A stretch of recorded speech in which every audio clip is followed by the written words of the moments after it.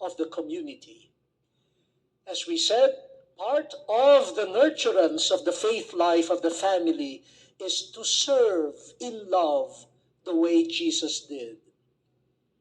When we are for others in a genuine, sincere way, we become what we truly are.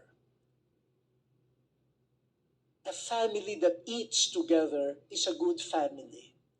But the family that shares food with the hungry becomes more a Christian family. A family that prays together is a good family. But a family that prays only for its own needs will become weak. After all, while Jesus extols the nuclear family, Jesus also reminds us when he was told, your mother and brothers and sisters are looking for you outside. What did he say? Who are my mother, brothers, and sisters? Those who hear the word of God and put it into practice are my mother, brothers, and sisters. Jesus expands also the vision of family to include those who are searching for God, who are listening in spite of their woundedness to the Word of God, and who are struggling to act on the Word of God. Seeing a brother, a sister in them, serving them. A family that serves themselves is good, but it will be a better family of faith if it starts serving also with a sense of mission other families and the wider family of society.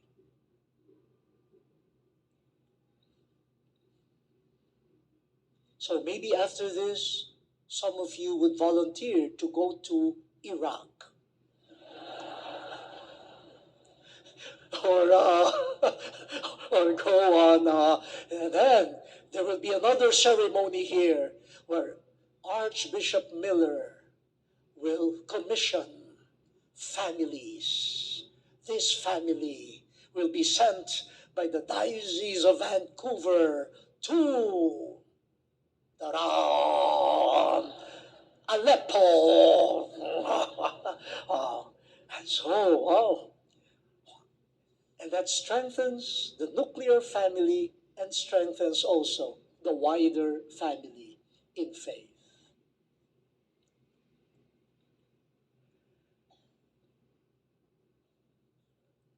Okay. Did I leave you with problems or with dilemmas?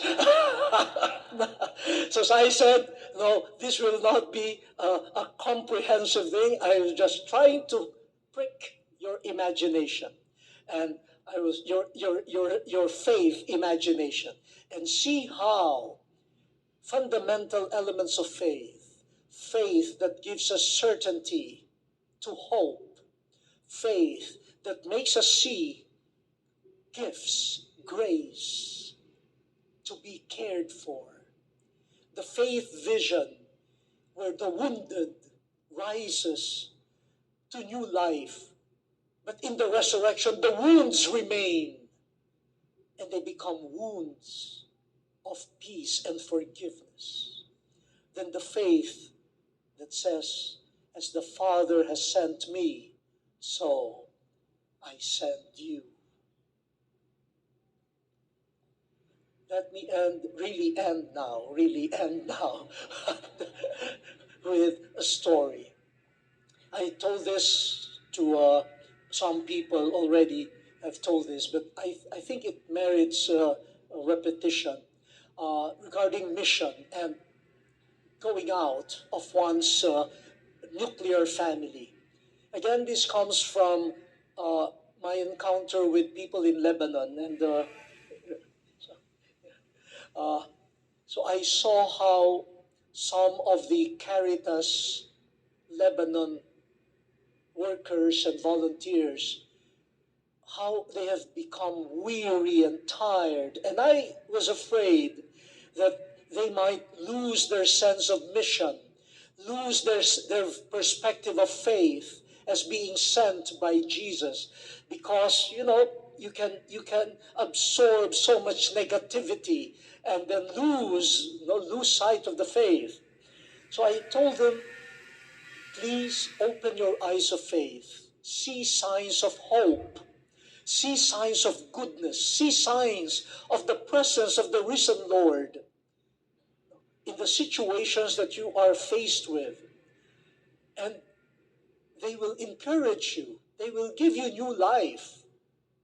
And one woman raised her hand and she said, I have a story to tell. This woman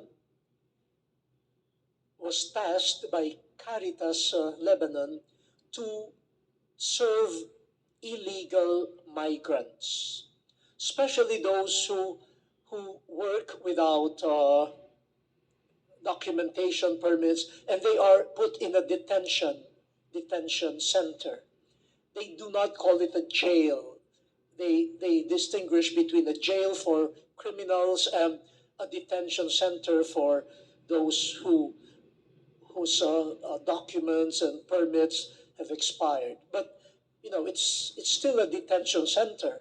There are bars.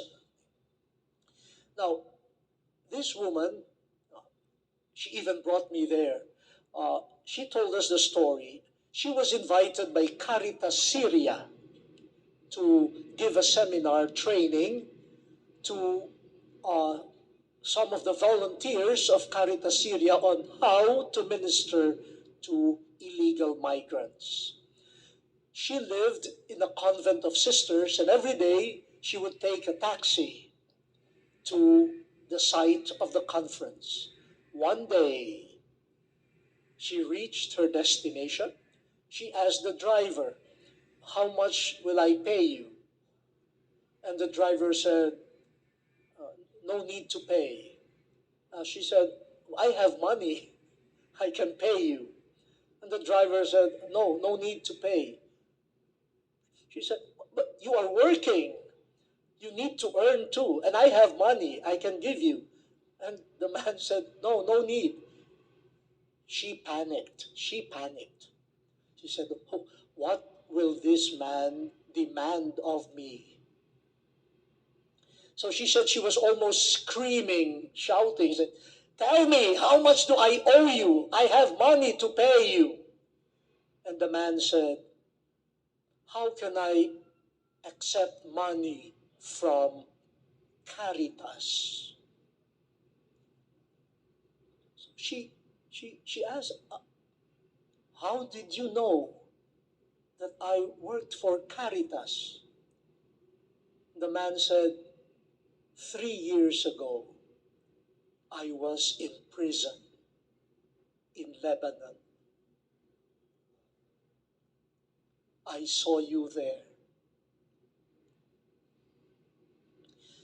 The day before I was to be released, I had a terrible headache, but the guards did not give me medicine. You passed by, and I asked you for medicine. You gave me one, and I was able to sleep well that night. But I have not thanked you. So now I want to say thank you.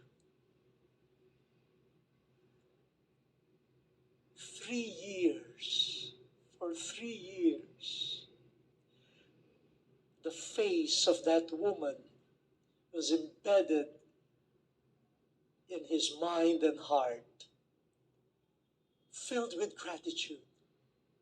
She was a gift.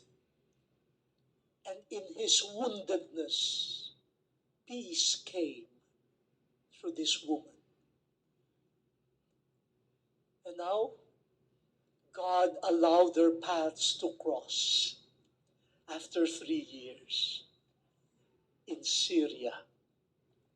And what an explosion of love They were like family. It was the birth of a new family, a new humanity. And it can happen when people go out of their shells, go out and bring their family to serve. And you will be surprised, even